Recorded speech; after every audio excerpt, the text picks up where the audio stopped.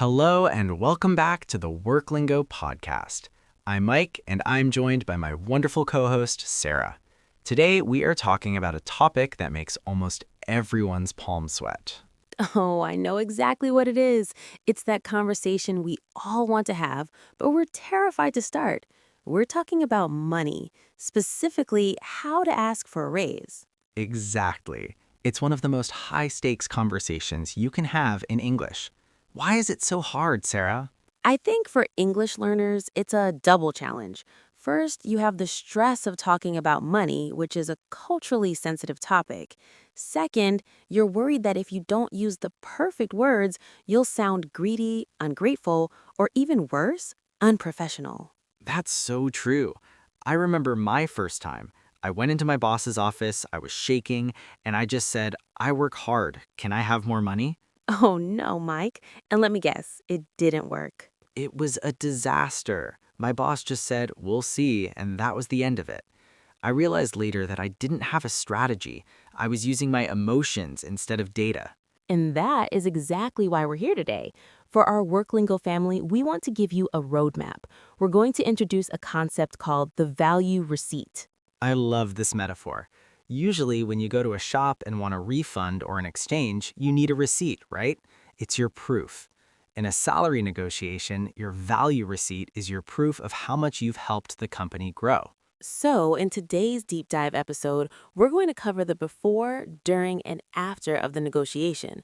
We'll look at the softer English phrases to keep the conversation polite and the hard, data-driven English to make sure you get paid what you're worth. Okay, Sarah, let's start with the before. You can't just walk into the office on a Tuesday morning and ask for a raise. You need to prepare your value receipt. Exactly. You need to collect your wins. Think about the last 6 to 12 months. Did you finish a project early? Did you save the company money? Did you help a teammate? I think for learners, the hardest part here is the language of achievement. In many cultures, it feels wrong to brag or talk about how good you are. Right.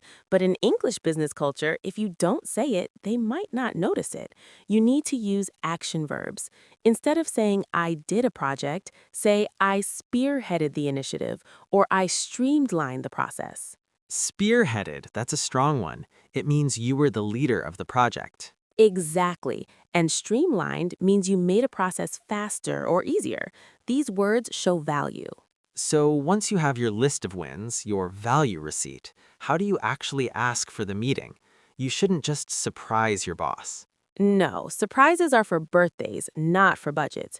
You need to plant the seed. You can send a short email or mention it at the end of a one-on-one. Mike, how would you phrase that? I would keep it professional and forward-looking. I'd say, I've been reflecting on my contributions over the past year, and I'd love to schedule some time to discuss my growth and compensation. Perfect. Notice Mike didn't say, I want more money. He said compensation. It's a much more professional term. It includes your salary, your benefits, everything. Okay, so the day has arrived. You're in the room. Your heart is beating fast. What's the first thing you say? Start with gratitude and alignment. You want to show that you love being part of the team. You might say, I've really enjoyed the challenges I've taken on recently, especially the XYZ project. Then you present the value receipt. This is where you use that data we talked about. Over the last 6 months, I've increased our output by 15% and reduced errors in the system. And then the big ask. This is where many people freeze. What's the best way to say the actual number, Sarah? You want to use the market rate argument. Don't say, I need more money because my rent went up. The company doesn't care about your rent. They care about the market. Right. So you say, based on my research and the current market rate for this role, I'm looking for a salary in the range of X to Y. Notice the word range. Giving a range shows you are negotiable and willing to talk. It's not an ultimatum. Now, what if the boss says no or not right now? This is the most important part of the script. If they say no, it's not the end. It's a yellow light. Remember our last episode? We pause, we clarify. You could ask, I understand. What milestones would I need to hit to be considered for a salary adjustment in 6 months? That is a pro move, Mike. You're asking for a roadmap. You're saying, if not now, tell me exactly what I need to do to get there. Wow, we've covered a lot. Let's slow down and look at the Worklingo word tour. These are the power words for negotiation. I'll take the first one, leverage. Leverage, like a physical lever? Exactly. In business, leverage is something that gives you an advantage. Your skills, your unique knowledge, or a job offer from another company, that is your leverage. The next one is compensation package. Like we said earlier, this isn't just your monthly check. It's your health insurance, your bonus, your vacation days. If they can't give you more money, you can negotiate other parts of the package. Then we have milestone. A milestone is a significant point in development. If your boss says reach these milestones, they mean achieve these specific goals. And my favorite, market rate. This is the average salary for someone in your job in your city. It's the most powerful piece of data you can have. Don't forget alignment. When you are aligned with the company, you want the same things. It shows you're a team player. Okay, let's put it all together.